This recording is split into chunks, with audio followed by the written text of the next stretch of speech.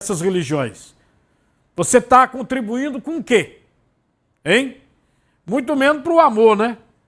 Muito menos pelo amor. Me parece que isso é ódio, não é amor.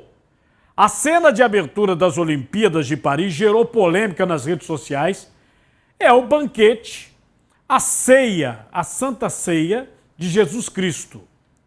Apesar da encenação lembrar até a pintura de Leonardo da Vinci, que é a Última Ceia, o Comitê Olímpico Internacional diz que a cena se tratava, ou retratava, na verdade, a festa do deus grego Dionísio, com encenação de pessoas vestidas como deuses do Olimpo. Só que entidades católicas viram como zombaria, com inclusive a Conferência dos Bispos franceses lamentando essa abertura e chamando de escárnio. Tá? Porque quem conhece também a outra situação do deus grego Dionísio vai verificar que isso aí na realidade não tem nada a ver com Dionísio. Tá? Tem a ver com a Santa Ceia. Tem a ver com a Santa Ceia. Agora, também tenho que estranhar, até o presente momento, eu estou aqui tentando ver se vai ter alguma opinião do Papa Francisco. Se ele vai falar alguma coisa. Aí você fala, mas não tem nada a ver, o Comitê Olímpico disse... Pera lá. Um dos patrocinadores, que é uma telefônica que estava patrocinando a Olimpíada, tirou o patrocínio. Então não é do jeito que estão querendo colocar. Não venham minimizar essa situação. Tá? Aí depois teve um gesto da nossa fadinha, a Raíssa Leal, na etapa classificatória do skate feminino, chamou a atenção. Você vê, ela foi medalhista de bronze, tem 16 anos. Na língua de sinais, a brasileira diz aí, Jesus, caminho, verdade e a vida. E ela aí desafiou, mas sem ofender nenhuma religião. Ela apenas citou uma frase cristã. Ela desafiou a recomendação do Comitê Olímpico Internacional que restringe manifestações religiosas para manter a laicidade dos Jogos. Ou seja, não pode ter religião nos Jogos Olímpicos. Não pode. Em 2023, o Ministério dos Esportes da França também proibiu o uso de símbolos religiosos, o que impactou atletas francesas que estavam usando o hijab, que é aquela túnica, que são muçulmanas. Eles proibiram. Eles proibiram. Agora, me diga aqui, se está proibido, por que o Comitê Olímpico vem dar uma trelada, entendeu? Exibir essa cena grotesca com drag queens encenando a Santa Ceia e conversando uma conversa fiada de que é a festa de Dionísio. Está na cara o que eles tentaram fazer. Ah, quer dizer que o Estado é laico, a Olimpíada é laica, não tem religião, mas só se não ofender o satanismo de vocês. É isso? Se não ofender o satanismo, está tudo certo. Né? Está tudo tranquilo. Sinceramente, é aquilo que eu disse. Estou esperando que os líderes religiosos eles se manifestem realmente. Não vi. Vi aí os bispos franceses que logo sentiram que era uma situação contra a religião, contra o cristianismo. Os bispos franceses eles se pronunciaram. Tá? Você tem uma ideia? Tem um atleta brasileiro que ele fez um print dentro das suas pranchas do Cristo Redentor. Não deixaram ele se apresentar com o Cristo Redentor. Quer dizer que esculhambar Jesus Cristo, a Santa Ceia pode. Não pode entrar com o Cristo Redentor porque é religião. É isso? Tá bom. Agora você vê que, infelizmente, e eu já tinha advertido sobre isso, pelo segundo dia consecutivo, o treino de natação para o triatlo, o treino foi cancelado. Vê as manchetes aí. Ó. São várias manchetes no mundo todo. Por quê? O Rio Sena está podre.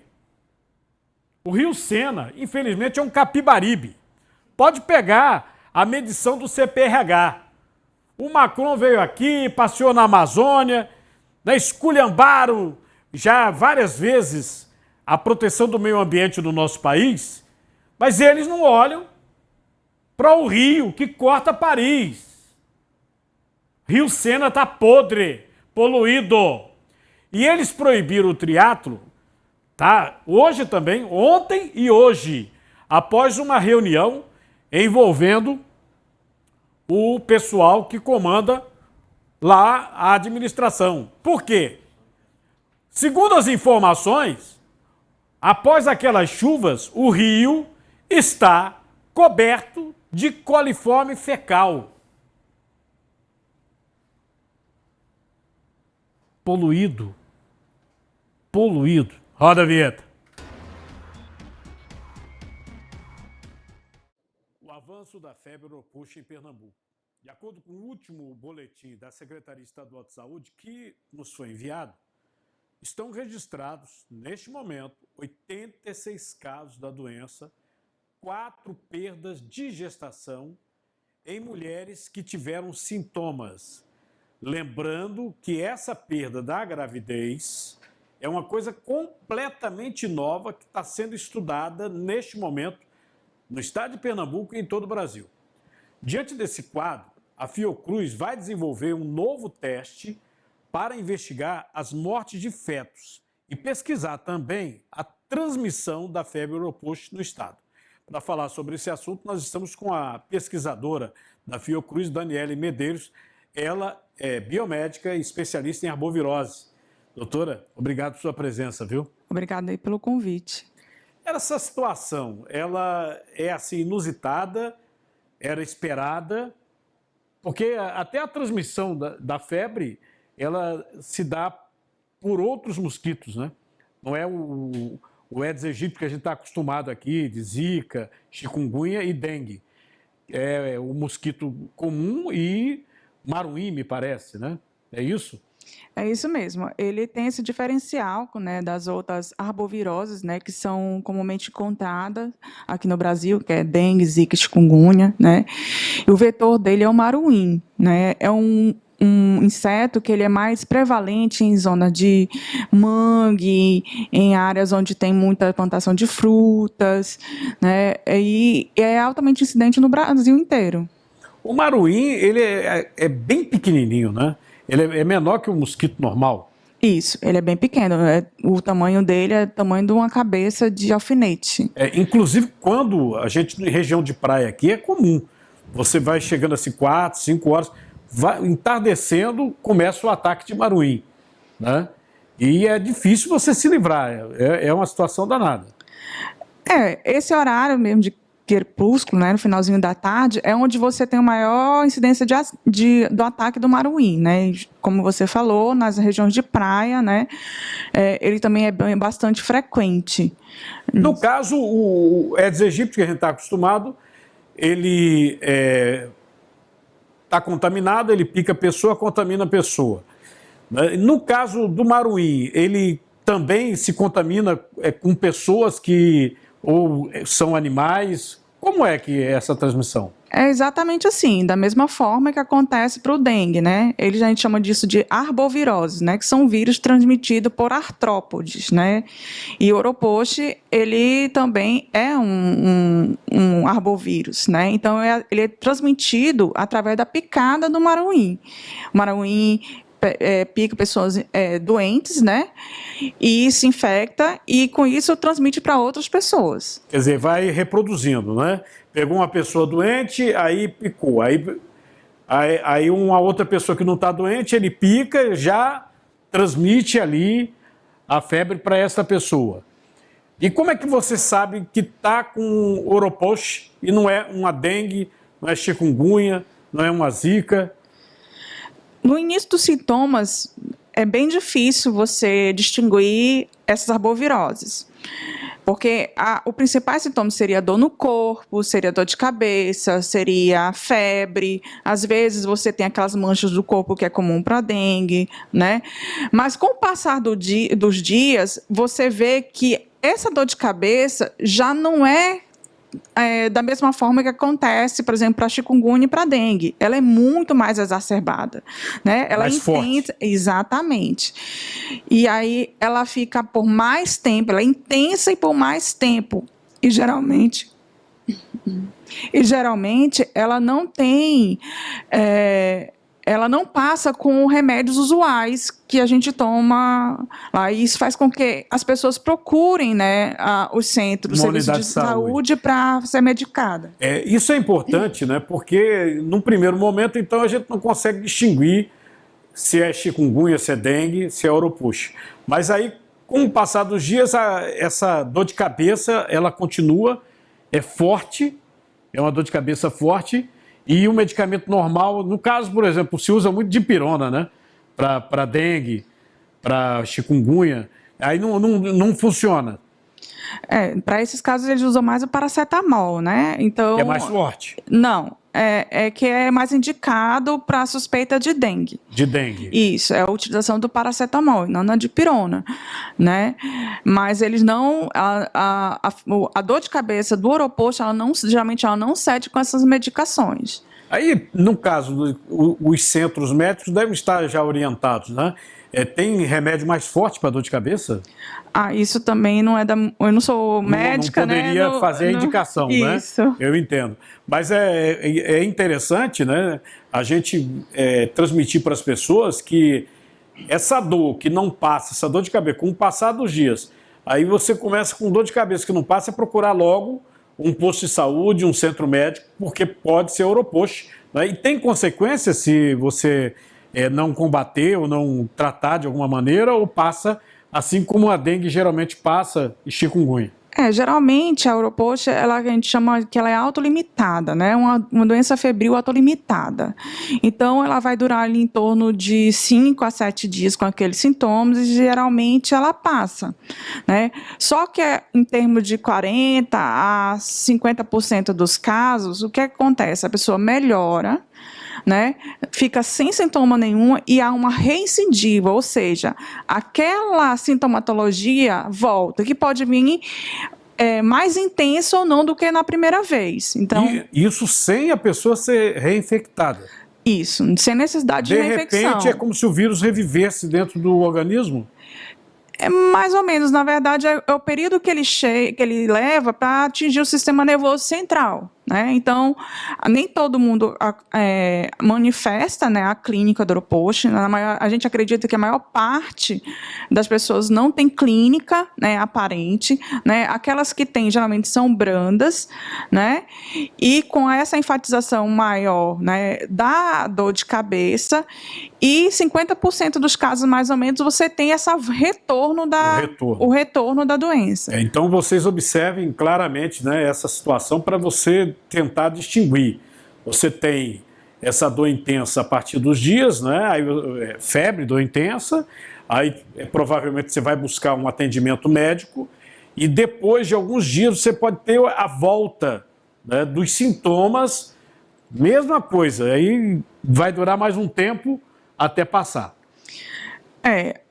Ela pode durar mais tempo. E esse ponto dessa reincidiva é que é o momento mais delicado. A frequência da forma grave do oropouche, ela é bem baixa, acredito que fica em torno de 5%, mais ou menos, mas existe uma possibilidade de desenvolver meningoencefalite, que é uma encefalite, né, causada por oropouche, geralmente acontece nessa reincidiva. É tipo uma meningite, é? Isso. Então é um negócio perigoso, né? Não é brincadeira, não. Pô, o dengue é perigoso, né? A gente está aí convivendo, são muitas pessoas que perderam a vida esse ano, né, com uma infecção por dengue, por arbovirose. E agora surge mais e essa pesquisa que está sendo feita aqui no estado de Pernambuco, que é a incidência nos fetos. A senhora está nessa pesquisa também, não? Estamos contribuindo. Ainda não se tem certeza que é oropouche, não se tem. Agora, a Secretaria de Saúde fala que na causalidade tem 4 fetos que morreram. Isso no boletim de hoje. Sim. Né? É esse estudo que a Fiocruz está desenvolvendo junto com os pesquisadores daqui para verificar se isso realmente acontece. A gente, com o Zika, a gente aprendeu muita coisa, né? E eu digo que o Zika, a gente criou um dogma, que era a transmissão vertical em humanos, né? Ou seja, a passagem do vírus da mãe para o feto, né? E as possíveis consequências que ele tem. Na literatura, até se fala que o próprio dengue e o próprio chikungunya estão associados a microcefalia, a óbito fetal e tudo. Mas a gente não sabe com que frequência isso acontece. Então, é um momento para a gente ter um pouco mais de calma, né? A gente está investigando, né, junto com a Secretaria de Saúde aqui do Estado, para realmente fazer a questão. E o que a gente sabe até agora, no momento, é que há essa passagem da mãe para o feto. A gente não sabe ainda, porque os resultados ainda não foram concluídos, né, das análises, se o oroposto realmente é a causa do óbito dos fetos. É uma coisa que a senhora falou que é bem importante, que é até para você entender, essa transmissão vertical, que a gente fala arbovirose, transmissão pelo mosquito, quer dizer, seria o mosquito pica uma pessoa que está infectada, depois pega uma outra pessoa que não está infectada, essa pessoa pode ser infectada e aí vai transmitindo. Na questão da transmissão vertical, a gente abre um leque muito grande, inclusive a questão de contato físico, né? Ou até relação sexual, acontece? Isso foi provado para o Zika, né? Para as outras arboviroses, o Zika não. Transmite pela relação sexual também? Também tem esses estudos que mostram. O oroposto, né, ainda não tem, não, certeza. Não. O oroposto, apesar dessa preocupação que está sendo gerada por conta do feto, né, na região amazônica, onde ele é endêmico, né, que existe epidemias frequentes lá, a gente não vê a questão de óbito. É tanto que também os primeiros óbitos agora foram diagnosticados nessa epidemia atual. Aqui no estado de Pernambuco? Não, na Bahia. Começou na Bahia? Foram identificados na Bahia, 2 óbitos. 2 óbitos na Bahia. Esse estudo que está sendo desenvolvido, como é que ele acontece? São pessoas que apresentaram os sintomas? Como é que na prática, assim, para a gente passar para o público para entender como é que é esse estudo? A vigilância faz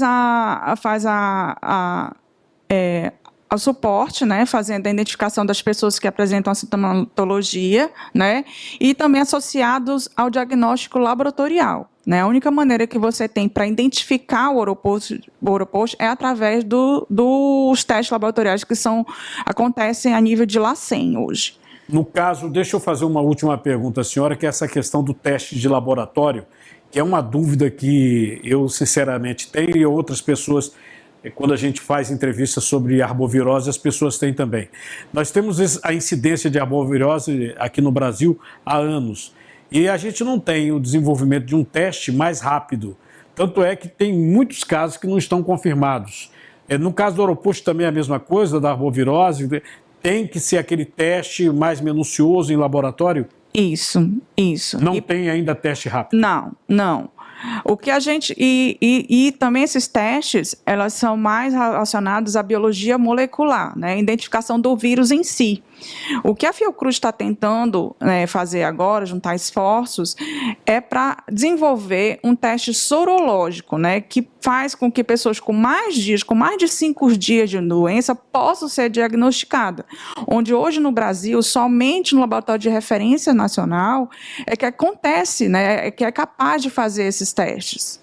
Então agora para todo mundo, para a gente concluir, como a pessoa se previne?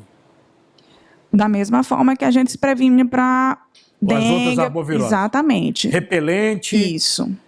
O repelente, o que a gente indica é aqueles repelentes que tenham com base a icaridina, né, que não é que tem um estudo mais específico sobre isso, mas a gente vê lá na Amazônia uma eficácia em evitar com que o maruim pique as pessoas. Eucaridina? Icaridina. Icaridina. É uma substância? É uma substância. É uma substância que está presente no composto dos repelentes. Aquele negócio que o pessoal bota, inclusive infusão, citronela, o mata-mosquito, que tem também diversas outras coisas, funciona também? A gente não tem estudos Não que tem comprovem isso. É Isso só é o outra. comercial da empresa que fabrica. Essa é outra questão que a Fiocruz também está investigando. Doutora, eu queria agradecer a sua presença, muito grato pelas informações, viu? Eu que agradeço o convite. Muita gente preocupada aqui com essa febre, né? Principalmente essa questão de você pegar, aí daqui a alguns dias você pensou que foi embora, ela volta mais forte ainda, com dores de cabeça fortíssimas. É claro, não são todas as pessoas que vão ter esse tipo de situação. Vocês ouviram aí a bióloga da Fiocruz, né? Não se esqueça aí de curtir o nosso canal, tá? Se inscreva, acione o sininho para receber as notificações. As pessoas que estão falando sobre a transmissão, principalmente o YouTube, me parece que o Facebook não estão falando nada, né? Instagram também não. Mas é bom, se você está tendo problema, atualiza a página, viu? Que às vezes é alguma coisa da atualização. Atualiza a página e aí vamos seguir em frente. Olha, nós tivemos mais um caso de feminicídio em Jaboatão dos Guararapes. O crime aconteceu dentro de uma boate ali em Piedade, a boate por demais conhecida. A vítima, a técnica de enfermagem, Maria do Carmo de Oliveira, de 34 anos, e segundo a polícia, ela foi morta pelo ex-marido, o cabo da Polícia Militar, Lindinaldo Severino da Silva, de 39 anos, com quem foi casada durante 14 anos. Inclusive tem uma filha de 3 anos, viu? De acordo com as investigações, ele teria se apresentado na entrada da casa noturna como policial, não pagou o ingresso, foi até onde estava a ex-mulher com 2 amigas e um rapaz. Ele disparou 5 vezes contra a sua ex-companheira. Ela foi atingida por 4 tiros e faleceu no Hospital da Restauração. Pessoas que estavam na boate conseguiram detê-lo. Ele, inclusive, foi agredido, foi encaminhado ao hospital com graves lesões, permanece no hospital sob custódia. Familiares da vítima informaram que o policial militar não aceitava o término do relacionamento, inclusive tentava reatar. Já faz 2 anos que ela estava separada, vê que coisa absurda. 2 anos separada e ele tentando reatar. Uma das questões que acredito que do ponto de vista civil e também criminal, vamos ver, né, é a entrada do policial armado. O policial pode entrar armado num estabelecimento se ele não está de serviço. Ele deu a carteirada. E nesse estabelecimento, o policial entra sem pagar, deu a carteirada e entrou.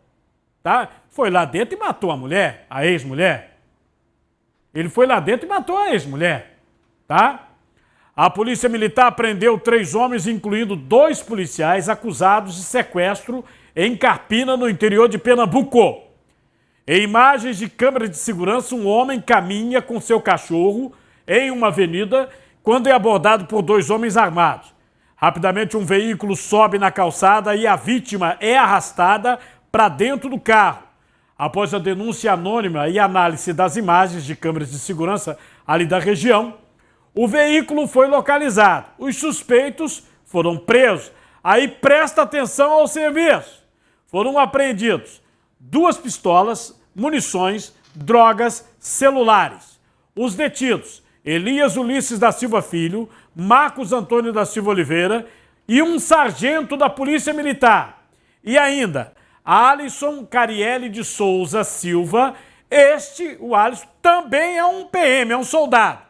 A vítima foi encontrada e relatou que foi libertado perto do seu apartamento. Diz que não conhece os suspeitos, que não sabe nem quem são. Não sabe. Aí a polícia está investigando a motivação e há indícios de que era uma cobrança. Me diz, um sargento, soldado e uns caras, né, vão cobrar uma dívida de 60 mil reais. Aí sequestra o cara. Hein? Tá bonzinho, não tá não? Tá bem bonitinho, hein? Ah, presta atenção também. Eu falei de um policial militar que matou a mulher dentro da boate, em Piedade de Jaboatão. Aí, nesse caso, 2 PMs presos. Governadora Raquel Lira, tá difícil, viu, manter o efetivo da polícia, hein? Só aí perdeu 3. 3 policiais, hein? 3 policiais presos, só aí, viu? A cidade de Petrolina abalada com o estupro de 2 crianças de 9 e 11 anos numa escola municipal da cidade. Um pedreiro, o nome dele é esse aí, ó, Rosivaldo Lucas da Silva, 47 anos. Esse pedreiro, ele trabalhava na escola, quer dizer, foi contratado para trabalhar, fazer uma obra na escola. Esse pedreiro foi preso em flagrante. E a situação é tão grave que quando a justiça pegou e viu os antecedentes, decretou a prisão preventiva na audiência de custódia. Preventiva. De acordo com a polícia, esse pedreiro, ele estava em liberdade condicional desde junho de 2023. Agora, pelo que mesmo?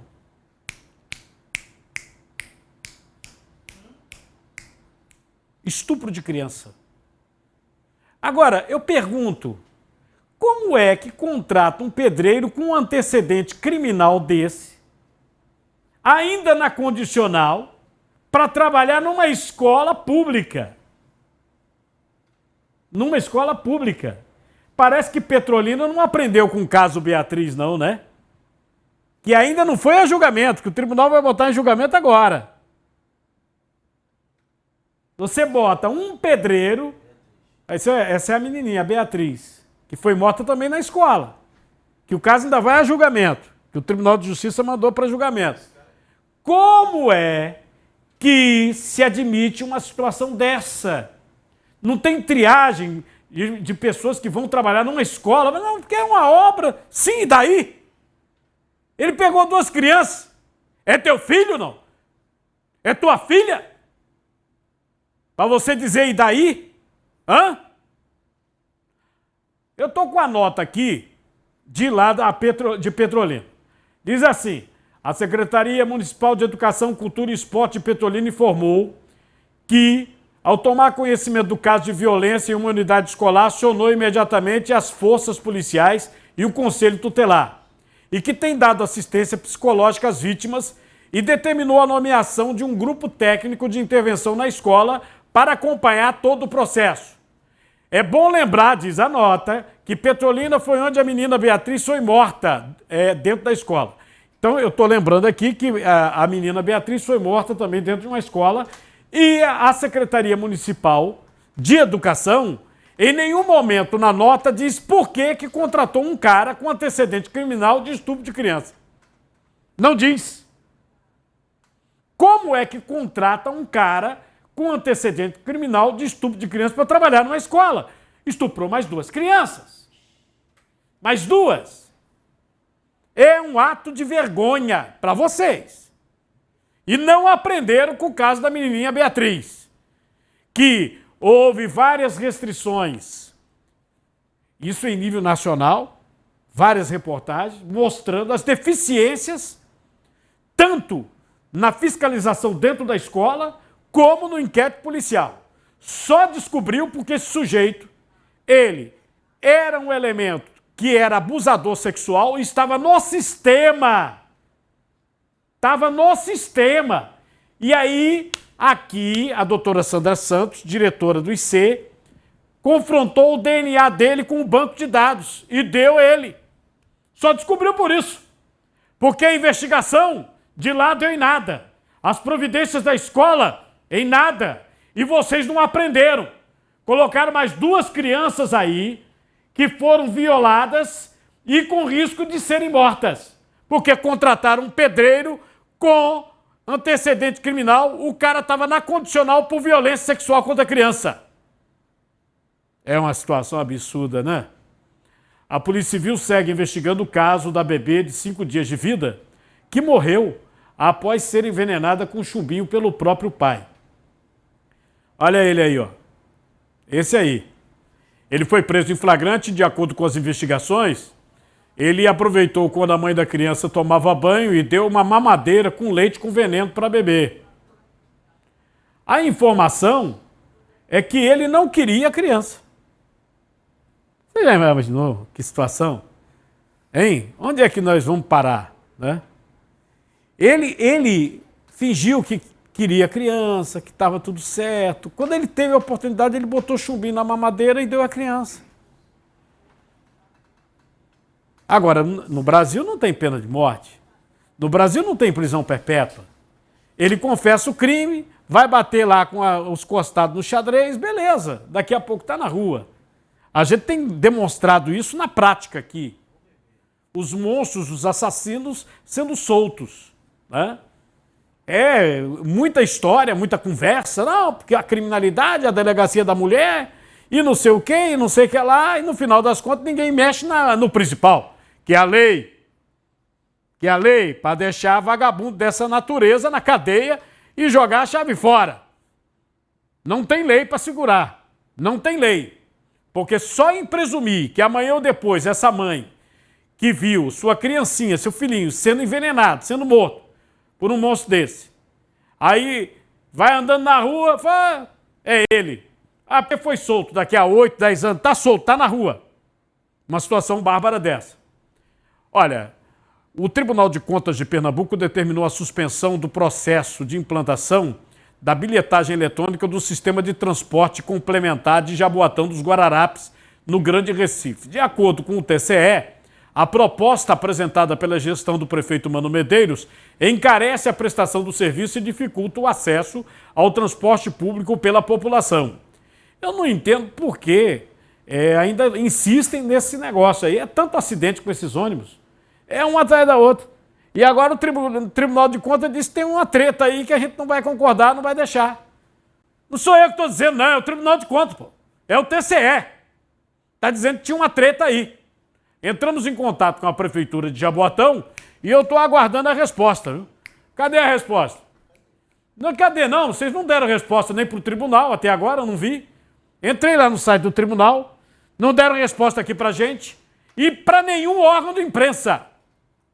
Para nenhum órgão de imprensa. Olha, os doidos do volante continuam fazendo vítimas. Teve uma colisão grave, mais uma, que é manchete nacional neste momento, envolvendo um carro de luxo, um Porsche e uma motocicleta.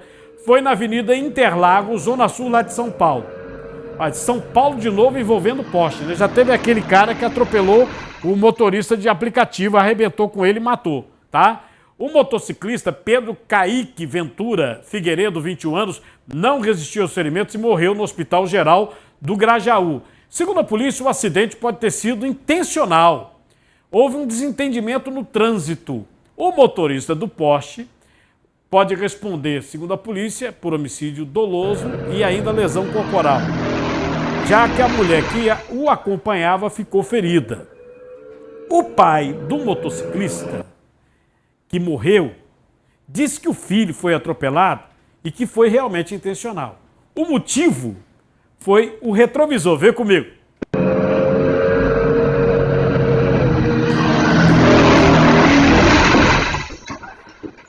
Eu só queria saber o porquê que ele fez isso.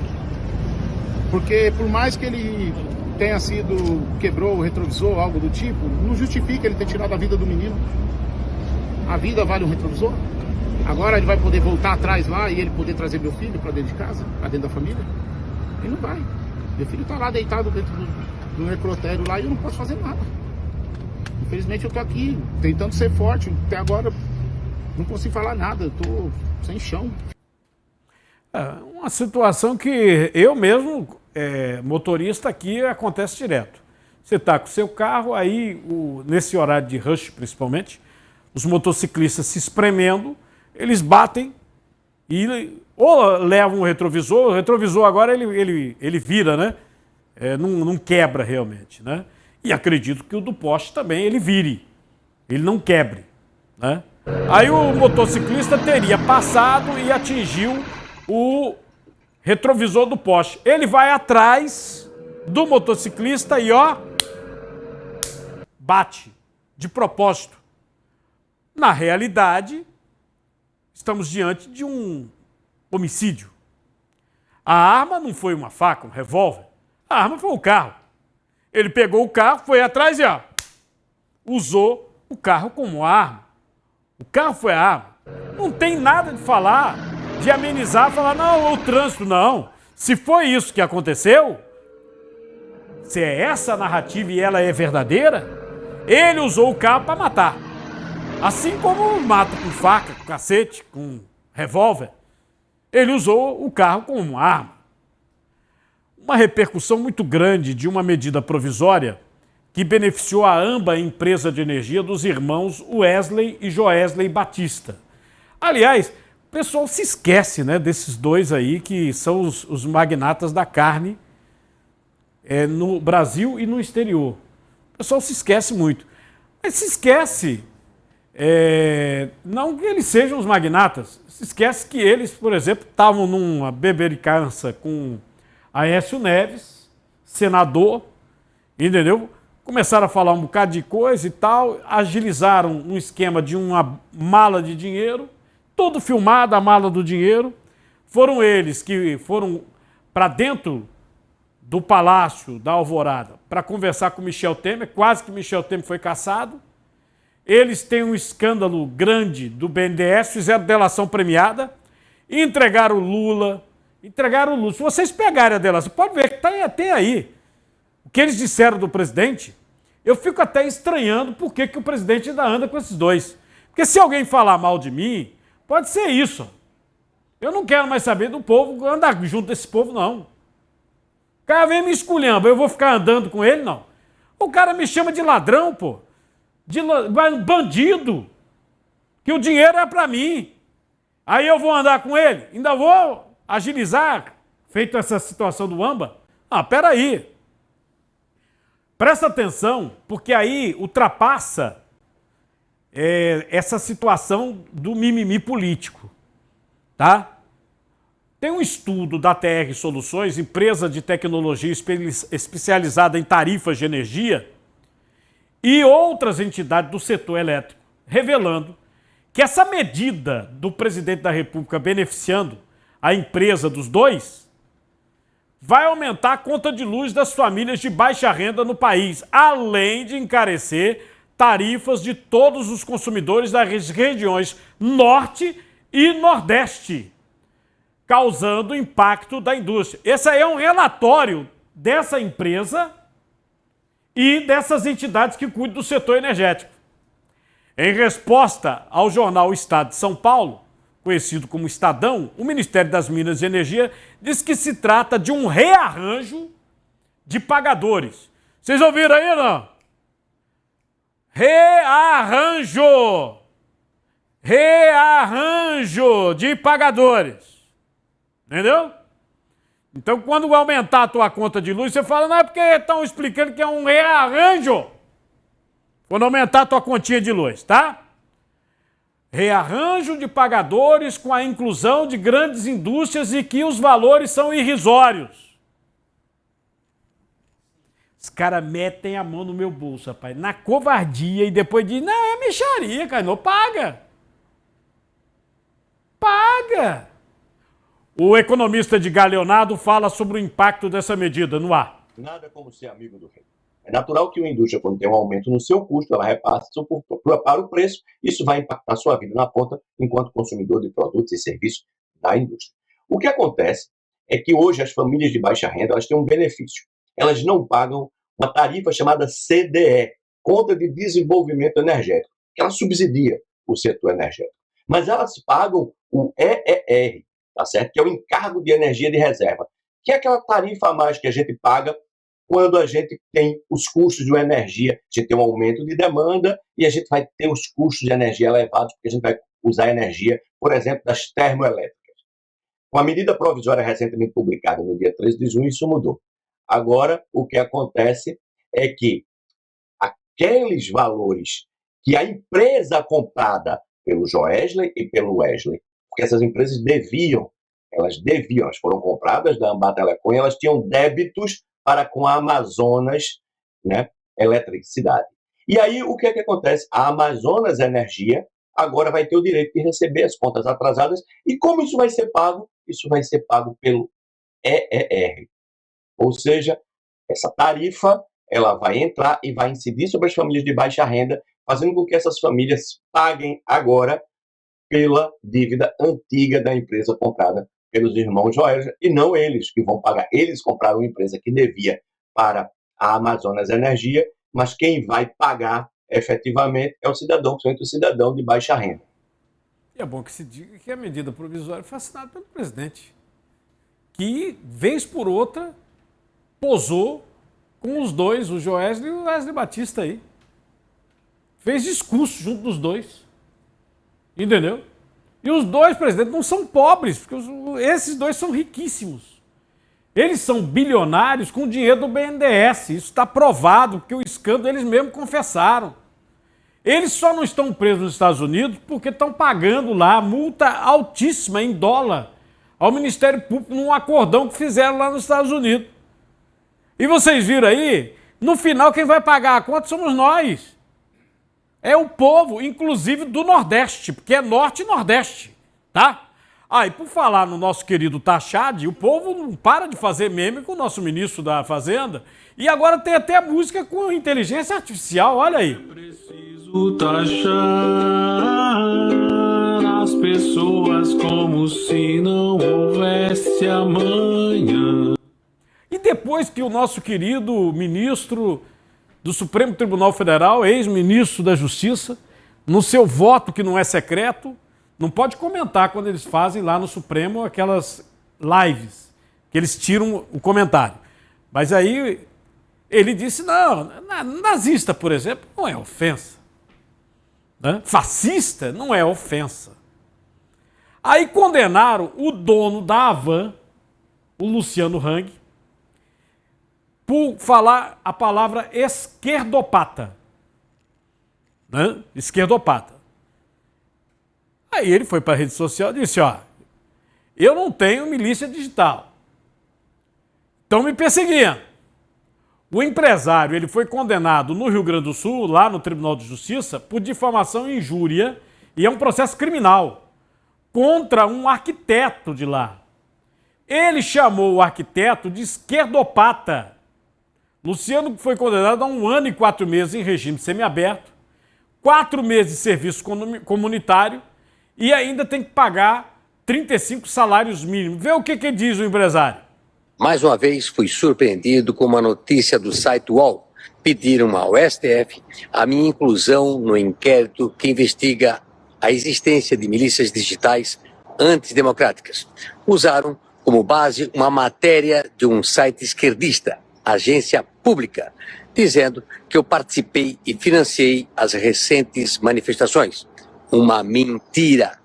Tanto que estou movendo uma ação contra este site, de tão descabida que a notícia é.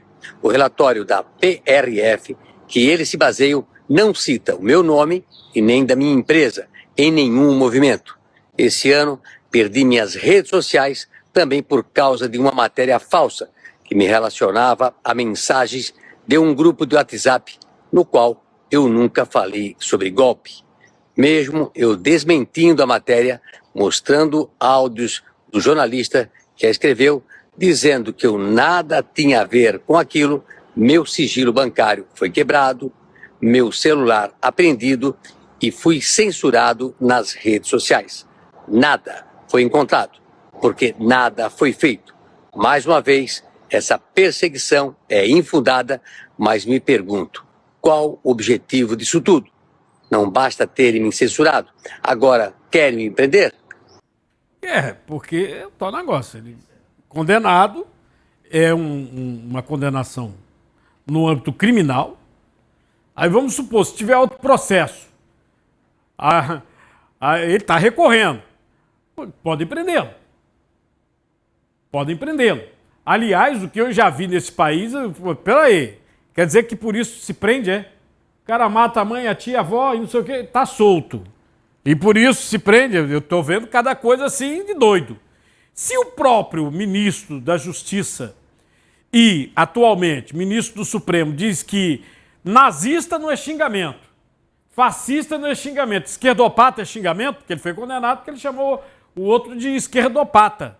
Porque o arquiteto não queria a estátua da liberdade, né, que ele usa na frente das lojas dele. Inclusive tem uma aqui em João Pessoa, aqui bem perto, tá?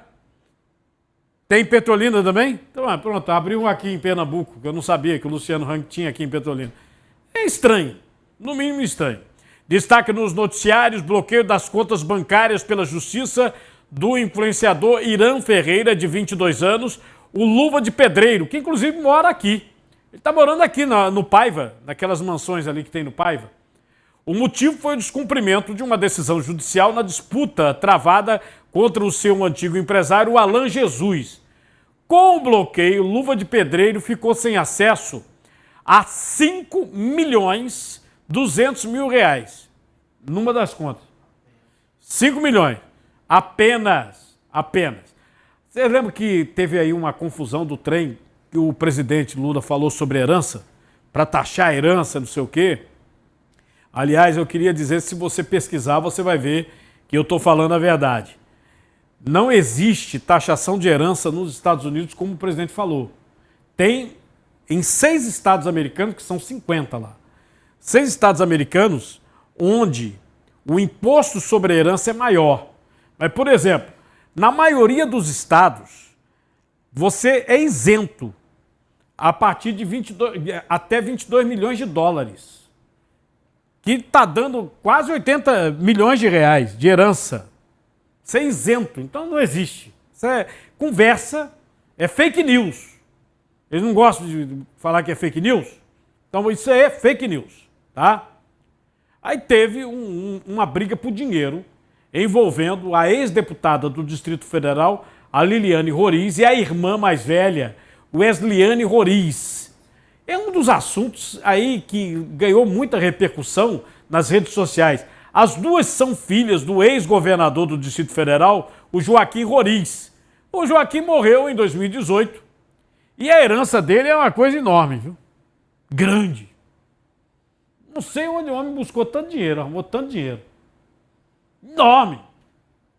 Aí é o seguinte, o caso foi parar na polícia depois que a Wesleyane registrou um boletim contra a irmã por ameaça e injúria. O tribunal lá de Goiás deferiu medidas protetivas para ela, proibindo a Liliane de manter contato, chegar perto da irmã. Aí tem um vídeo que foi à prova à justiça, o portal Metrópolis divulgou, entendeu? É uma coisa assim impressionante para duas mulheres que são milionárias, né? Com o dinheiro do Roriz, do papai que morreu. São milionárias. Vê o que elas dizem, vê. Você é maluca, o seu marido te trai, eu tenho foto do seu marido com a sua mulher. Entendeu? E você que vai morrer aqui, você vai arrastar essa corrente aqui. Porque eu tenho uma vida maravilhosa pra você. Eu tenho. Sou bonita, você é muito feia, entendeu? Papai te achava horrorosa. Entendeu? Então você é muito você não tem felicidade no seu casamento, Eliane. Seu marido te traz desde que há muitos anos.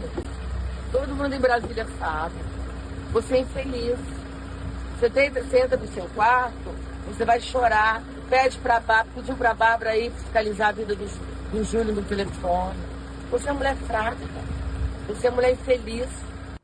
Coitada, traída, infeliz, papai te achava horrorosa. Meu Deus! O advogado da ex-deputada, Marcos Paulo Santiago, disse ao portal Metrópolis que não há elementos de ameaça no vídeo. Apenas uma sócia expressando insatisfação com supostos desmandos e atos corruptos da administradora da empresa. É o que diz. Agora, tudo é claro, é o dinheiro, né? Eu não sei se você viu um vídeo circulando nas redes sociais, um banheiro feminino num shopping pátio com mictórios que seriam de homens. Olha só, é um banheiro que tem lá, que é feminino. Aí tem um mictório. Você sabe o que é um mictório, né? É aquele negócio que você tá lá penduradinho, mas você, que é homem, que é diferente, né? Você faz o seu pipi, né? Em pé mesmo, não precisa fechar a porta, né? Aí é o seguinte, quando você vai entrando no banheiro é feminino, com mictório. Veja só, vê. Feminino. Aí você entra no banheiro feminino, não tem porta, não tem nada, aí já tá de cara com os mictórios.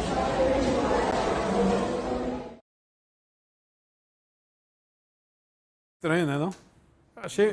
Achei estranho. Mas você puxa pro início, Clebinho. Puxa assim, só um pouquinho pra gente ver. No início aqui, ó, tá vendo? Ela tá entrando, aí tá dizendo, ó, é o banheiro feminino. Não tem nada. Já tá de cara com os mictórios. Minha querida, minha amiga, eu sinceramente, eu acho que as mulheres que estão nos assistindo ficariam, assim, constrangidas se dessem de cara com um marmanjo, né, usando o mictório. Se você é mulher, você vai entrar aí, você vai, epa, entrei no banheiro errado. Aí quando você sai, aí vê que é o feminino. Né? No mínimo é constrangedor. O que você acha? Quero ouvir sua opinião. Pode botar o chat aqui, viu? Pra gente ver o que as pessoas acham. Em nota, a assessoria do Shopping Pátio informou que o banheiro feminino estava em reforma para melhor atender suas clientes. Durante esse período, conforme as placas informativas que estavam dispostas no local, as mulheres puderam utilizar um banheiro provisório exclusivo, com cabines individuais, localizado onde anteriormente era o banheiro masculino. A reforma do banheiro feminino original foi finalizada neste final de semana.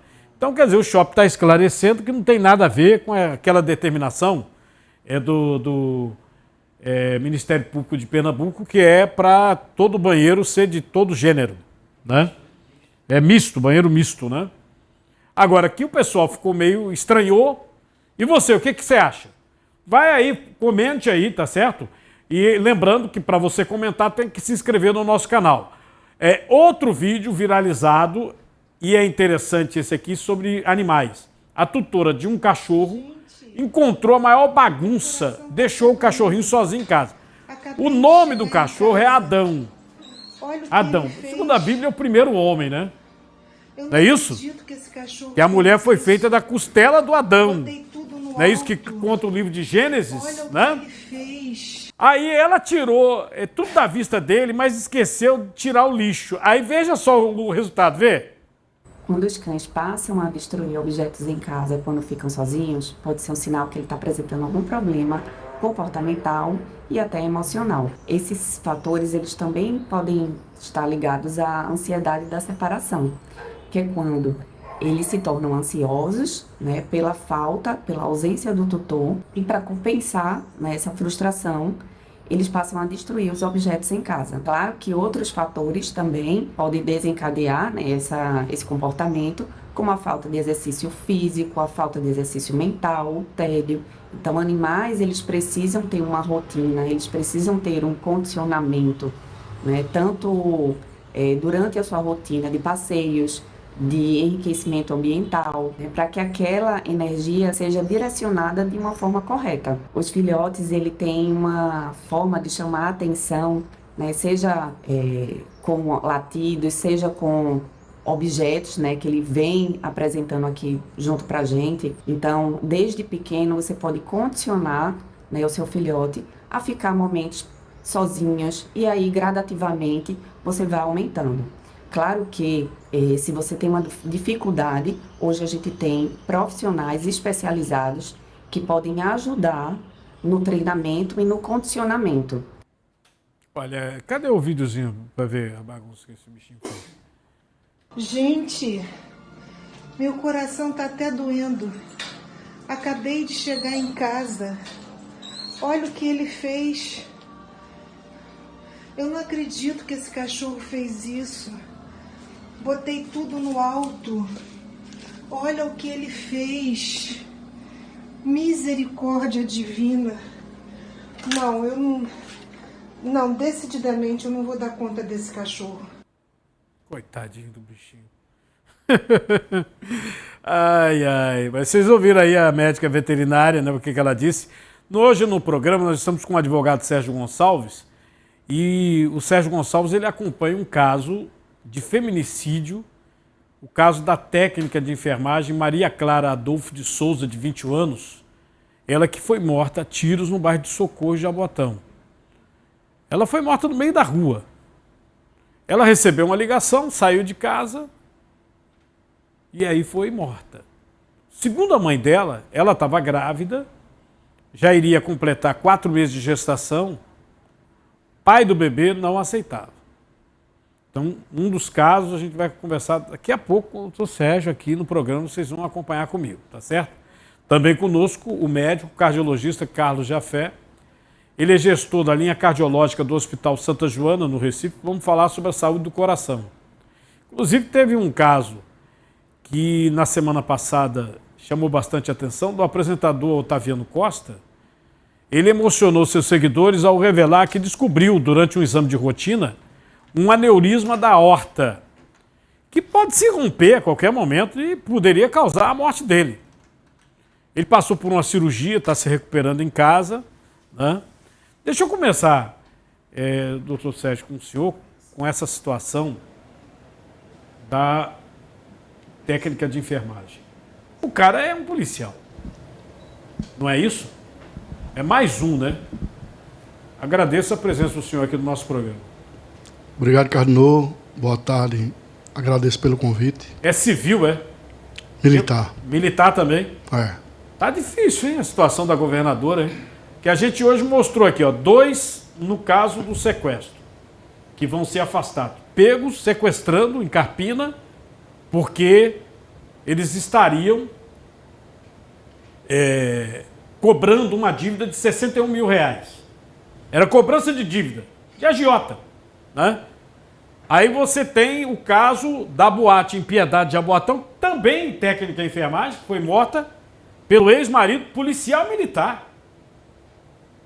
Ele deram um baculejo nele lá dentro da boate, sentaram o cacete, ele está no Hospital da Restauração, está custodiado lá, né? Mas é um crime grave, também não deveria voltar para a Polícia Militar.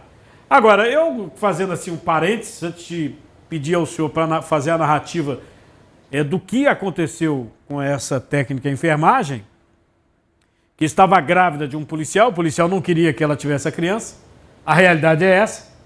Só fazendo um parênteses, a dizer, não, afasta, faz, acontece, sim. Uma das principais manchetes do meu site, o cardinal.com.br, é que a governadora promoveu os policiais indiciados e acusados, denunciados pelo Ministério Público, no chamado massacre de Camaragibe, onde 9 pessoas perderam a vida. Inclusive tem 2 que foram promovidos a coronel. A coronel. Aí quando você se lembra do Cardinal antigo, de um programa que eu apresentei aqui mesmo nesse estado, o crime não compensa. Governador, desse jeito o crime compensa. Como é que promove os caras responsáveis por uma chacina? Ah, que há? Não, e ainda sob júdice, não tem alegação administrativa que possa alisar, passar a mão por cima disso, governador. Não dá. Não tem explicação administrativa. Não tem. O caso desse policial militar é que ele não queria que a Clara tivesse a criança. Infelizmente, Carnô, nós estamos sem rumo. O Estado está entregue. O que eu presencio até esse momento é que, desde o fato ocorrido com a Maria Clara e a Aurora, é que a família não tem paz. Invadir as redes sociais, ameaças diversas, e não podemos temer. O Estado que tem que dar segurança ao povo, a governadora foi eleita para servir o povo. E não podemos ficar à mercê disso. A gloriosa Polícia Militar tem o nosso respeito. E estamos indo daqui a pouco nos encontrar com a delegada, que vão ser ouvidas outras pessoas. E só vamos descansar, Cardinal, quando tivermos a notícia da prisão de todos os suspeitos. Todos. Você que pode imaginar que não existe justiça, vai haver justiça. E vamos nos unir para conseguir a prisão e futuramente a condenação de todos. Eu fico aqui imaginando, depois vê a imagem, viu, da moça, viu? Porque olhar para ela e falar assim, uma menina jovem, cheia de vida, aí de repente arruma um caso com um cara desse. Ele provavelmente atraiu ela, né? Pelas informações que ela atendeu um telefonema e saiu. Todo crime deixa vestígio, Carnu. E vou lhe dizer uma coisa. O áudio, no qual, quando ela recebeu uma ligação, porque um rapaz foi entregar um dinheiro a ela pela primeira vez, e a última, e ela foi descendo, que a mãe estava deitada, e ela disse, mamãe, eu vou descer, que eu vou pegar uma quantia de um valor X. A imagem dela. É. Essa é linda. É. E ela desceu, mandou esse áudio, e esse áudio já está nas mãos do DHPP, dos delegados do Serviço de Inteligência, e não estamos aqui para fazer injustiça com ninguém. Mas quem fez essa injustiça de tirar a vida de Maria Clara e Aurora, tenho certeza, vocês irão cumprir essa pena e terão muito tempo de reanalisar nossa questão. Porque a segurança pública, nós clamamos, Carnu, você que tem uma alta credibilidade e todos os dias você relata isso aqui, não estamos aqui misturando política com nada. Nós só queremos e buscamos justiça. É o caso também daquele Jean Carlos, que eu sou assistente de acusação também da família. O rapaz foi morto no ônibus, covardemente. Entendeu? Sim. Eu estou lá e, graças a Deus, a gente lutou juntamente com a Polícia Civil e prenderam 2. E os 2 estão atrás das grades e vão continuar para o resto da vida, se Deus quiser. No caso aí, a polícia ainda não pegou o policial. Carlinô, ele não está preso. Não. Mas qual é a delegacia que está tomando conta? Quem vai assumir hoje é a delegada da mulher de Jaboatão. Porque eu fico pensando assim, você tem não sei quanta delegacia da mulher. Aí quando acontece nitidamente um caso de feminicídio desde o primeiro momento, como é que você bota outra delegacia para apurar? Né? Aliás, a gente fala de especialidade. Quando você fala, é delegacia da mulher, porque tem uma especialidade na questão do feminicídio. Moça grávida, o cara não queria. Está denunciado, inclusive tem um monte de blog aqui, tá? Eu não posso botar porque a gente tem que ver se a polícia confirma tudo. Mas tem um monte de blog que já botou a cara dele aqui, pô. Já botou a cara dele. Se o blog sabe, a polícia tem que saber. Eu tô errado, não? Me diz, se a polícia sabe, então por que não pediu já a prisão provisória? Não, porque se ele se apresentar agora, doutor, ele chega lá, o senhor sabe, não é a lei? Ele sai pela porta que entrou. Acontece direto. E detalhe, Carnu, ele tem um direito dele, ele vai ter a oportunidade de se defender, ele já compareceu espontaneamente no DHPP, já foi ouvido, inclusive uma arma está nas mãos do delegado para fazer a perícia. Nós comparecemos junto com os familiares e entregamos vários objetos que não podemos informar por questão de sigilo, mas tenho certeza que essa semana sairá uma notícia muito importante. Sobre o caso? Sobre o caso. Porque objetos nós entregamos, perícias estão sendo realizadas, inclusive o DNA da criança, né? E vamos buscar a justiça desde o início. Eu já volto com o senhor. Deixa eu só exibir, doutor Jafé, esse vídeo do Otaviano Costa. Eu não sei se é um caso comum. Talvez ele se emocionou porque o médico disse para ele, se você não resolvesse, você podia estar morto agora. Né? Ele falou sobre a descoberta dessa doença grave. Veja comigo. Eu estava ótimo de saúde, não tinha nenhum sintoma, mas tinha uma dorzinha que estava me incomodando aqui. Como eu não estava conseguindo fugir para São Paulo para fazer o meu check-up rotineiro há mais ou menos 2 anos e entender o avanço das minhas condições físicas e de saúde, eu resolvi me consultar com um médico que eu não conhecia, doutor cardiologista Antônio Maceto, no dia 6 de junho, quinta-feira, antes do aniversário da Flavinha. Num simples ecocardiograma, ele detectou o avanço de algo que estava colocando a minha vida em risco. Eu estava com um aneurisma da aorta ascendente torácica, num nível muito perigoso. Como que é isso? Cardinô. Aneurisma torácico. Isso. Primeiro, boa tarde a todos. Boa tarde, Cardinô. Muito obrigado pelo convite. E, na verdade, o Otaviano ele tinha uma válvula aórtica bicúspide. Normalmente, isso é uma cardiopatia congênita. Ele já estava há 2 anos sem fazer uma avaliação. E o que é que acontece? É a válvula que sai, que está na via de saída do ventrículo esquerdo do coração. E essa válvula, quando esses pacientes eles precisam de um acompanhamento rotineiro, regular, com ecocardiograma, tá? E ele passou 2 anos, como ele bem disse aí na sua reportagem, ele se emocionou por conta disso, porque, na verdade, essa dorzinha que ele sentiu no flanco não tem nada a ver com a dissecção de aorta. E aí, no momento que ele foi fazer o ecocardiograma, ele descobriu que aquela aorta estava dilatada, que é uma dilatação da artéria mais importante que nós temos no nosso corpo, e se não for prontamente socorrido, ele iria à morte. Então, é uma patologia que precisa ser acompanhada de perto por um médico cardiologista, por uma equipe de cirurgia cardiovascular e por uma equipe de hemodinamicista, do cardiologista que faz a cardiologia intervencionista, que tem como a gente tratar isso ou com intervenção, diga-se, via um cateterismo, ou via cirurgia cardíaca mesmo.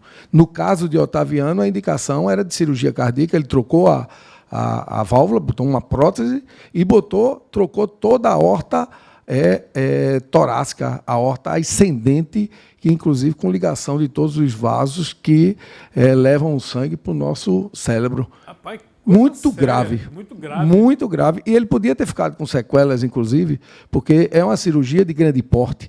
E você veja que na reportagem, inclusive no vídeo dele, com 1 semana ele estava caminhando normalmente.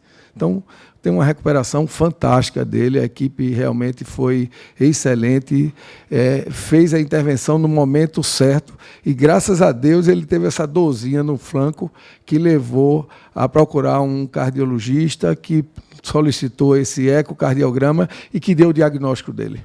Isso acontece por quê? Qualquer pessoa pode ter? Qualquer pessoa pode ter, porque isso é uma cardiopatia congênita. Essa válvula aórtica bicúspide, que levou ao aneurisma, ele já nasceu com essa válvula bicúspide. E todos esses pacientes que nascem com válvula bicúspide, eles necessitam de um acompanhamento bem próximo de um médico cardiologista, desde a sua infância até a fase adulta. Agora, ele fala que foi um eletrocardiograma, que é um exame relativamente simples. Um ecocardiograma. Um ecocardiograma que é um exame de ultrassonografia. Só que ultrassonografia do coração, onde você faz a medida vê o tamanho do coração, vê como estão as válvulas, vê o tamanho, a função, a contratilidade do músculo cardíaco. Então aí você tem um estudo da anatomia do coração pelo ecocardiograma. E muitas vezes o eletrocardiograma, que é um exame bem mais simples, ele pode não mostrar absolutamente nada. Mas num simples exame físico, você, o cardiologista, ele pode sim dar o diagnóstico de uma patologia, porque ele vai escutar um ruído anormal, que normalmente é um sopro, e que vai levar esse cardiologista a solicitar exames complementares, como o ecocardiograma, para fazer o diagnóstico definitivo. No caso, a pessoa, se tiver o problema, vai ser o quê? Um infarto, Não, é uma ruptura do vaso. Há uma ruptura. Um sangramento interno e você morre por choque hipovolêmico. Todo o seu sangue vai cair dentro da cavidade e você vai morrer. Tá? Que situação séria. É uma situação extremamente grave. Doutor Sérgio, me diz uma coisa. Esse policial, ele se apresentou...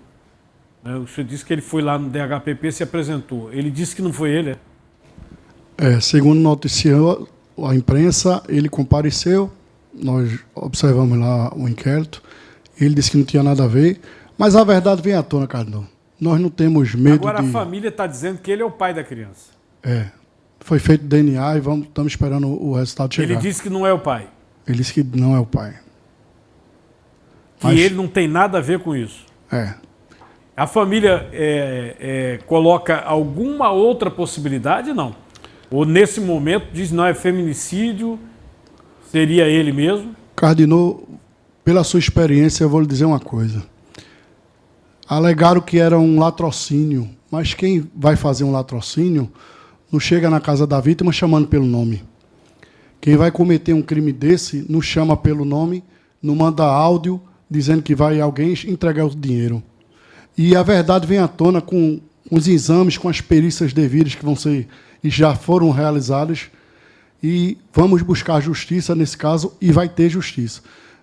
Esse caso, eu estou falando que já publicaram, inclusive, a imagem do policial. Eu estou até com uma página aqui, falando que a identidade do suposto assassino que matou a técnica de enfermagem na quarta-feira, 24. A imagem dele foi descoberta. O suspeito diz o nome todinho dele. Ele é soldado da Polícia Militar.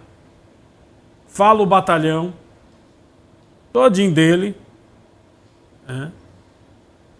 E a Polícia Civil diz que a jovem recebeu uma ligação e aí saiu, que aí ela foi morta.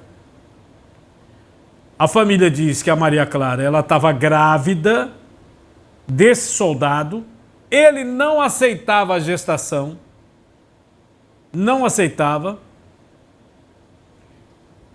e quando ele soube que ele era o acusado, ele teria procurado a delegacia, pegou a arma dele e entregou.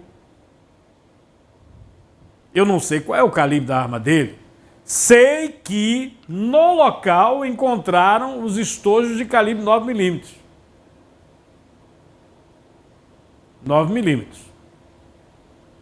Que é um armamento pesado. É uma pistola pesada. Pra você ter uma ideia, a polícia aqui usa até .40. A 9mm é uma arma perfurante, utilizada muito mais para guerra. Ela não é uma arma de impacto, que você vai derrubar uma pessoa. Ela transfixa. É muito utilizada pelo pessoal de exército, o pessoal da Polícia Federal que lida fronteira também utiliza, mas não é uma arma para polícia propriamente. O senhor sabe se ele apresentou uma 9mm ou não?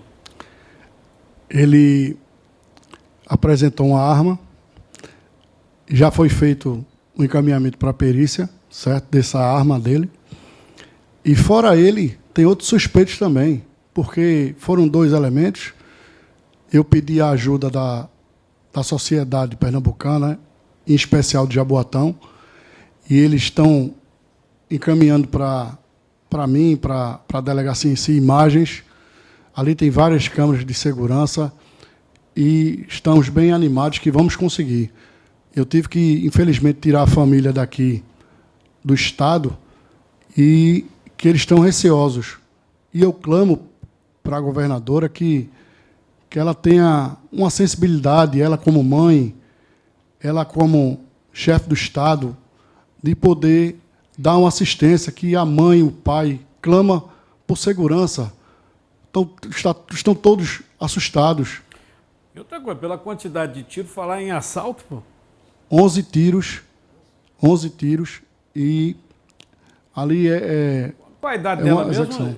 21 anos. 21 anos. É. Cadê a imagem dela? Ó, me diz, a pessoa pegar, são 2 caras, de sangue frio, e dá 11 tiros numa menina dessa. 21 anos. A menina estudiosa, técnica em enfermagem.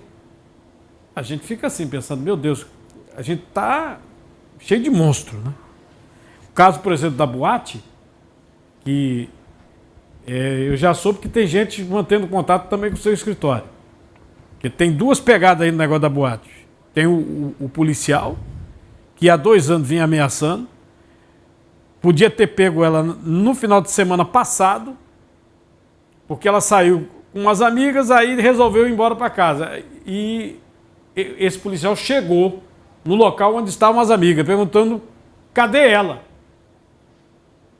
Cadê ela?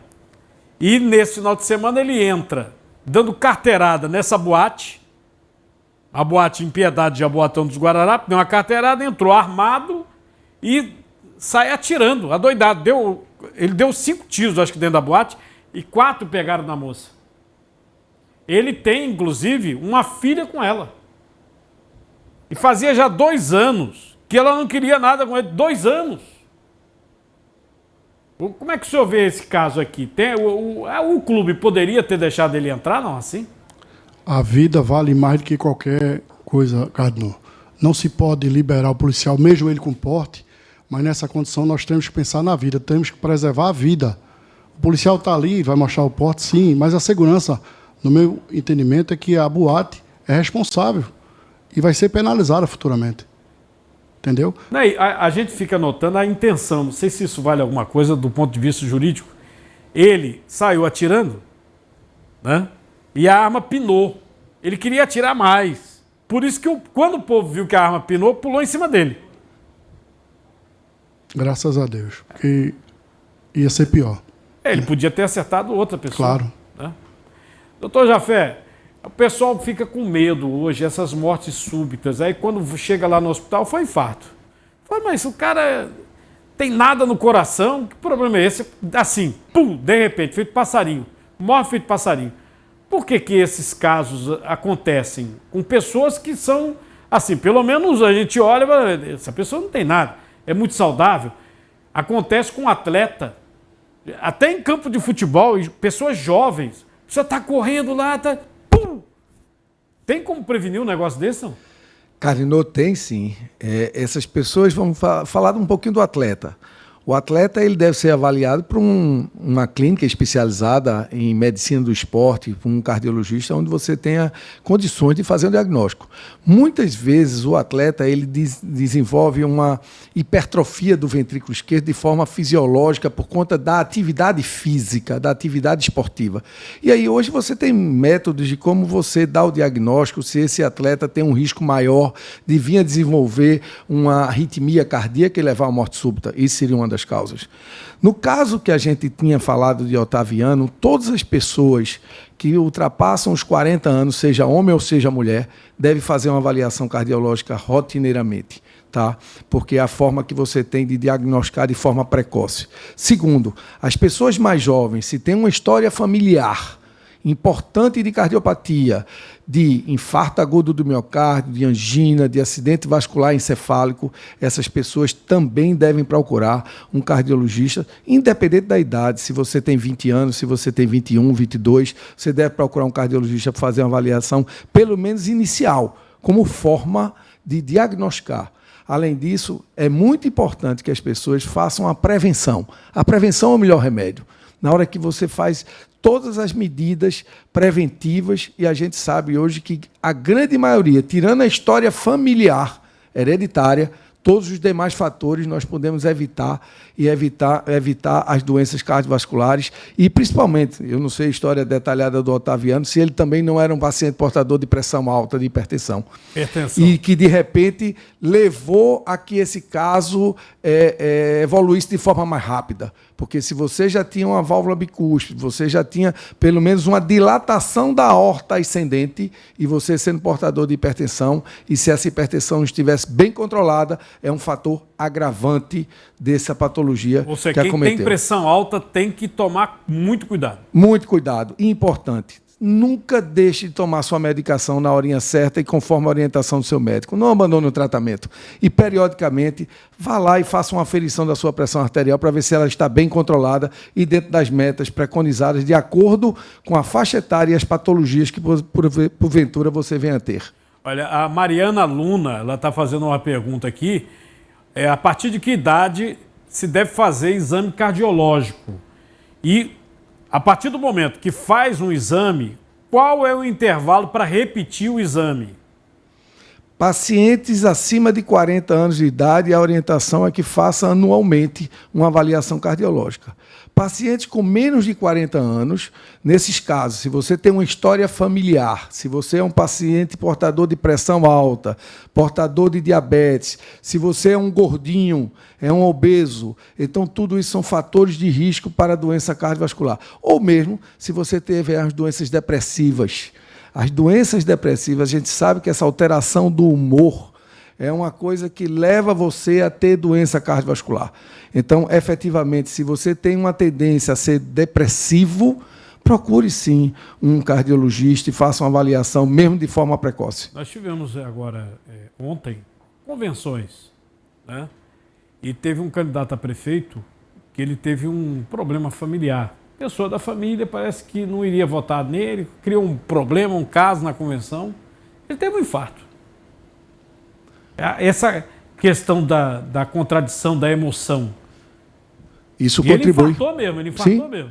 E recentemente nós temos uma publicação na Associação Americana de Cardiologia, no American College, mostrou um estudo com 280 pessoas de 18 a 73 anos de idade e mostrar que essas pessoas que têm um humor alterado, que têm raiva ou que têm fortes emoções, eles podem sim, se já forem portadores de uma doença cardíaca, romper uma placa já de gordura que você vai desenvolver, uma coisa normal, e que você vai desenvolver ao longo da sua vida e de repente você pôr um infarto, como esse caso, porque ele teve uma decepção, mesmo estresse, ou mesmo uma alegria. Isso também pode levar a desencadear uma doença cardiovascular, como um infarto e uma morte súbita. Parece que a situação dele foi o seguinte, foi tão séria assim, como se fosse uma traição familiar. Nesse negócio de política acontece muito, que ele não bateu de frente, mas aí ficou com aquilo para dentro, né? E acabou, realmente, aí começou a se sentir mal, foi socorrido pelo SAMU, e foi infarto mesmo. Agora, é uma pergunta que a gente faz. Quando a pessoa começa a ter um problema familiar, desabafa logo, entendeu? É o famoso chuta o pau da barraca, ou é melhor sair fora, vai rezar, sei lá. Nesse caso, ele aconselha a contar até 10, até 20 antes de explodir. Porque nesse estudo que a gente começou a falar, ela pode repercutir até 40 minutos depois. Então, a pessoa tem uma contradição.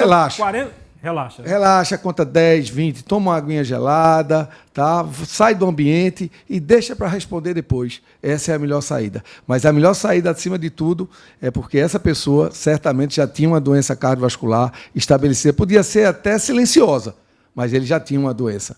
Então é importante que fazer a prevenção. Podia acontecer a qualquer momento. Podia acontecer, apenas esse foi o gatilho. Foi o que fez desencadear. Exatamente o infarto nesse momento, com a raiva que ele teve, que é um estresse, e o estresse é um fator de risco importante para as doenças cardiovasculares.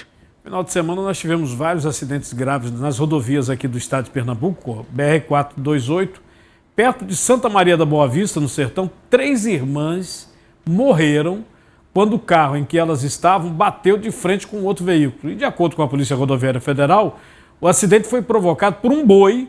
O boi estava no meio da pista. O motorista de 61 anos e 2 crianças de 3 e 11 anos ficaram feridos. Estão no hospital de traumas lá de Petrolina. Os 3 ocupantes do outro carro ficaram feridos também. Foram encaminhados para o mesmo hospital. As 3 irmãs perderam a vida. Um boi no meio da pista. Já na BR-101, Ribeirão, Mata Sul de Pernambuco, mãe e filha morreram num acidente. A mãe era quem conduzia o carro que capotou, foi parar do outro lado da pista. 2 adolescentes de 12 e 13 anos estavam no veículo. Esses não se feriram. A família havia saído de Alagoas em direção à Paulista, aqui no Grande Recife, quando aconteceu o acidente. A Prefeitura de Jaboatão acabou de enviar uma resposta a respeito da suspensão pelo Tribunal de Contas do Estado do processo de implantação da bilhetagem eletrônica no transporte complementar lá da cidade. Olha a nota, sobre aqueles ônibusinhos, né? Que nós tivemos, inclusive, uma tragédia com um desses ônibus, lembra não? Lá em Marcos Freire, né? Pois bem, a administração municipal não utiliza recursos públicos no sistema de bilhetagem, cuja responsabilidade é dos permissionários.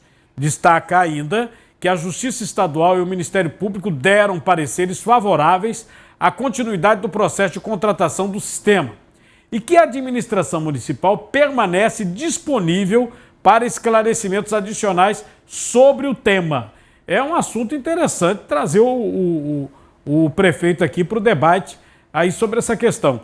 Não deixe de se inscrever no nosso canal, viu? Quando você se inscreve, você comenta, você participa do chat, você pode deixar o seu comentário, beleza não? E aciona o sininho para você ser comunicado. Doutor Sérgio, eu fico toda vez muito chateado quando eu acompanho um caso aqui, tipo esse de feminicídio que o senhor está acompanhando, que tem 2 elementos envolvidos, e vamos supor, amanhã ou depois surge um camarada, é feminicídio mesmo, ele chega e fala, não, eu confesso, fui eu e papapá.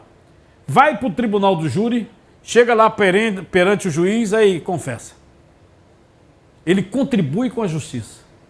Eu nunca vi o camarada que confessa, ele ser condenado aos 30 anos cheios, que é o máximo do nosso Código de Processo Penal. Geralmente fica ali entre 18 e 22. É o caso, por exemplo, do caso famoso do goleiro Bruno, do Flamengo, que ficou provado que ele, juntamente com um ex-policial conhecido por Bola, ele matou e deu fim no corpo da Elisa Samúdio, da modelo. Por quê? Porque ela cobrava a pensão alimentícia do filho. Né? Pegou, no final das contas, na confissão que ele fez, dizendo que, olha, eu pedi ao Bola para resolver, papapá, pegou 18.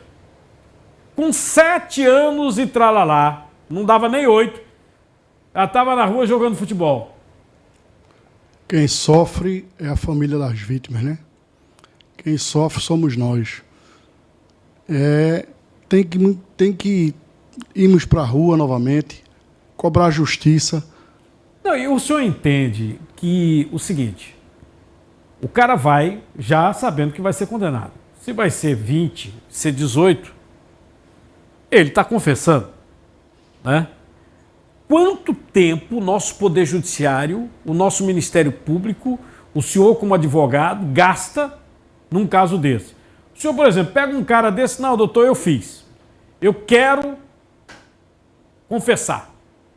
Não era mais simples, como acontece em alguns estados americanos, o sujeito chega lá com o senhor representando ele, advogado dele, ele confessa, né? A representação da família da vítima fala assim, olha, isso aqui vai dar tantos anos de cadeia. Faz o acordo. Né? Explica para a família, olha, ele vai pegar tanto, agora vai ficar tanto. Porque do jeito que está, o Estado gasta dinheiro, faz um tribunal do júri, engana a família. Engana, porque o cara pega lá 18, não fica 18. A mãe mesmo de Elisa Samúdio já deu de cara com o goleiro Bruno. É verdade. Não, a lei tem que mudar, não é possível. Tem que atualizar, tem que haver reformas e tem que cobrar, né? Porque não é fácil. Não é fácil. Os presídios abarrotados, estamos aqui, presídio de Igaraçu, por exemplo, com mais 6 mil presos, espaço para 1.000 e poucos presos, é um absurdo. Não, eu não sei se eu simplesmente fico com pena do Estado ou digo que o Estado é culpado de tudo isso. Por quê? Nós temos um exemplo clássico no estado de Pernambuco, que é Itaquitinga. Pegaram 450 milhões no Banco do Nordeste, não devolveram um centavo e o presídio não ficou pronto. Comeram dinheiro assim, pelo pé, um banco público. E era o presídio que ia tirar, inclusive, os outros presídios ali de Itamaracá. Já falei várias vezes sobre isso. Aí, o presídio está superlotado. Sim, mas é porque vocês gostam de corrupto. Vocês gostam de bandido do dinheiro público. Só pode ser. Verdade. Não é verdade isso? É verdade. E chega lá dentro do presídio e a gente fala assim, quem manda aqui dentro? Ah, tem um chaveiro fulano, né? Um traficante de alto escalão, sujeito que o PCC tem ele na mais alta relevância.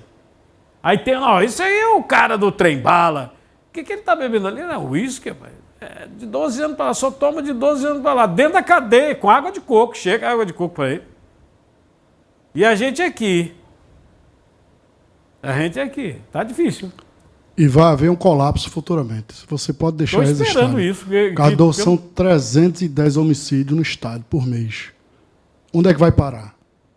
É muito difícil. Rodoviários em greve, metroviários, Polícia Civil nas ruas em greve, Polícia Militar, a tropa está... Tem que haver junção. A sociedade, os políticos... E todos têm que cobrar, porque senão vai haver um colapso. Ninguém vai aguentar 310 homicídios por mês no Estado. Olha, a questão da obesidade, para a gente concluir, doutor Jafé, é importante na questão cardíaca E esses remédios aí que surgiram, né? Agora tem o tal do Ozempic, tem um outro que é só para emagrecimento, porque o Ozempic é mais para diabetes. Mas tem um que é só para emagrecimento e tem um caríssimo. A dose sai quase R$3.000, que é o tal do Mounjaro, né? Caríssimo. Para você ter uma ideia, tratamento de um mês dá quase R$10.000. Esses remédios, eles servem para prevenção também cardíaca, por tratar a obesidade? Sim, a obesidade é um fator de risco para a doença cardiovascular. A gente sabe que a obesidade, até de forma indireta, leva você a ser um portador de pressão alta, de diabetes, de ter o colesterol elevado, além de outras atividades do dia a dia que você fica possibilidade de fazer por conta da obesidade. Essas drogas, no caso essa que você citou, é a semaglutida, é uma droga que realmente vem no mercado e que faz realmente com que os pacientes venham a perder peso. O grande problema dessas drogas é como você vai fazer o desmame dessas drogas e o alto custo. Essa que você citou, por exemplo, a Mounjaro é muito cara. É uma droga que promete perder mais peso do que a semaglutida, que é o Ozempic. E lembrando que a semaglutida, que é o Ozempic, ela vai perder a patente agora em 2026. Já tem um monte de empresa nacional que vai fazer até o comprimidinho que também vai perder. Que já tem o comprimido que é o Ribelsus, né? É a droga. Então eles vão perder a patente, então a gente vai ter um universo grande. Então a gente vai ter que trabalhar muito bem esses pacientes, não só na utilização, como também no desmame, porque você vai ter o rebote. Então você tem que avaliar paciente por paciente. Tudo de novo, né? E ganha de maneira rápida todo o peso perdido. Mas a obesidade é um fator de risco importante para a doença cardiovascular. Doutor, para conclusão do senhor aí, o que o senhor diria para as pessoas que nesse momento estão preocupadas com o coração, né, com a sua vida, o seu dia a dia, e querem tomar uma atitude, uma providência para amanhã ou depois não ter uma surpresa desagradável? Bom, a primeira coisa eu diria que você procure fazer uma avaliação cardiológica. Na hora que você fizer uma avaliação cardiológica, ver sua bioquímica, seus exames de sangue, fizer um ecocardiograma, um teste simples, como um teste da esteira, que é um teste de baixo risco, fácil de ser realizado, onde você tem uma série de doenças que você tem como prevenir. Então, faça uma avaliação cardiológica, procure ter uma dieta saudável, procure fazer atividade física, procure dormir bem, que a gente sabe hoje que a apneia do sono é um fator de risco importante para a doença cardiovascular. Que fica roncando, que tem aquela parada respiratória, isso é um fator de risco importante hoje e que o gordinho, ele normalmente tem com muita frequência. Então, efetivamente, esses são os fatores: controlar sua diabetes, controlar a hipertensão, controlar o colesterol, manter dentro da meta. Hoje, Cardinô, o colesterol não é só você olhar aquele nível, o meu colesterol LDL, que é o ruim, está normal. Não, você tem que estratificar o risco do paciente. Você vai dizer, aquele paciente X com idade Y, ele tem que manter o colesterol LDL dele abaixo de 100, abaixo de 70, abaixo de 50. Então, hoje, a medicina evoluiu, as publicações evoluíram bastante, então você tem como estratificar o risco e estipular uma meta. É aquela meta que você tem que seguir para prevenir a doença cardiovascular. Então não deixe de procurar um cardiologista periodicamente para fazer sua avaliação cardiológica. E se você tem uma história familiar, alguém, seu pai, sua mãe, seu avô, sua avó, teve um infarto agudo do miocárdio, mesmo de forma precoce, se foi homem com menos de 55 anos e mulher com menos de 65, fator de risco extremamente importante para a doença cardiovascular de caráter genético. Então, essas pessoas precisam ter um cuidado maior ainda do que as outras que não têm essa história. Doutor Sérgio, o senhor está com esse caso dessa jovem de 21 anos, né? Vítima de 11 tiros, a Clara. E talvez até esse outro caso agora da boate também vá para o senhor também. Ela teria alguma maneira de prevenir uma situação dessa, não? Pelo que o senhor vê? O que o senhor diria? Cardinô, mulher hoje, em geral, está sob risco. O homem tem que aprender que quando a mulher diz que não quer, ele tem que seguir a vida dele. Você vê uma jovem dessa, que o maior sonho dela era ser feliz.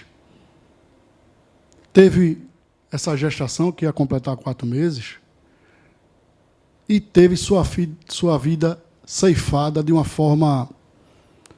Você tirar uma vida e o seu ventre Isso aí, Cardinô, é algo que a gente fica até indignado. Eu acompanhei lá o velório, vocês não imaginam como está a mãe dessa menina. O pai não teve condições, Cardinô, de ir ao velório da filha. A irmã não teve condições de estar no velório. Foram mais de 300 pessoas.